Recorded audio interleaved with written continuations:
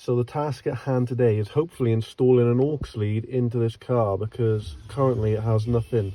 If you click on media, it says no source available. And hopefully just by plugging this into the back of it, it gives us an aux. So these are the keys that need to go into the top here, but they don't fit. So what I've seen is you've got to bend these up.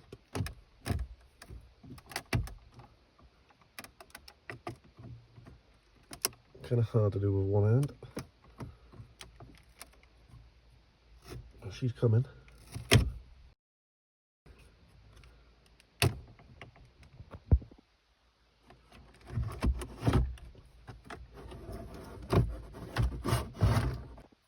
So all you got to do is plug this little blue connector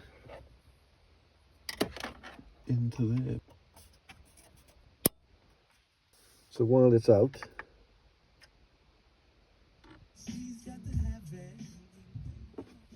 click media.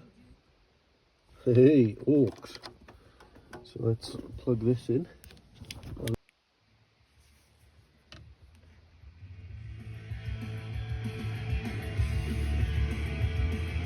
So all I got to do now is feed this cable down the back there and hopefully come out underneath the glove.